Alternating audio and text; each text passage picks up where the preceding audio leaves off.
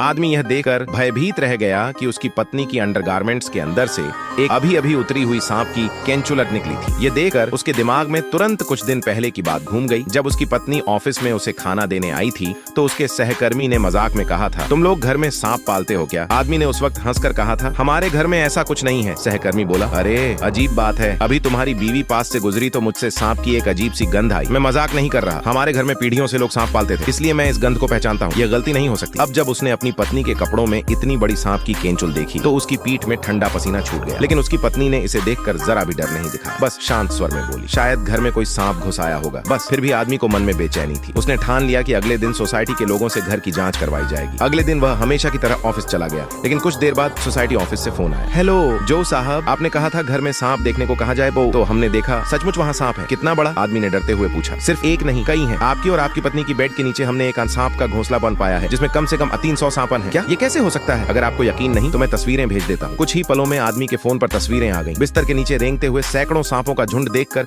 उसकी टांगें कांपने लगी। वह गहरी दहशत में डूब गया। सहकर्मी ने यह देखकर कहा, ये कोई संयोग नहीं हो सकता, जरूर कोई नागिन है जिसने तुम्हारे घर को अपना बसेरा बना लिया है। फिर उसने गंभीर होकर पूछा, तुम्हारी शादी के बाद क्या तुम दोनों ने कभी शारीरिक संबंध बनाए हैं? आदमी यह सुनकर मैको बिजली की तरह सन्नाटा रह गया, क्योंकि 3 महीने पहले जब उसने सड़क पर एक बेघर औरत को अपनाया और उससे शादी की थी, तब से हर बार जब वह पति का कर्तव्य निभाना चाहता, वह औरत किसी न किसी बहाने से मना कर देती। सहकर्मी बोला, सांप की आत्मा जब इंसान का रूप लेती है तो उसका शरीर पूरी तरह विकसित नहीं होता, उसे 99 बार केंचुल उतारनी पड़ती, तभी वह पूरी तरह मनुष्य जैसी बन पाती है। और अगर मैं गलत नहीं हूँ, वह उंगलियों पर कुछ गिनने लगा, तो वह 3 दिन बाद वह अपनी आखिरी बार केंचुल उतारेगी।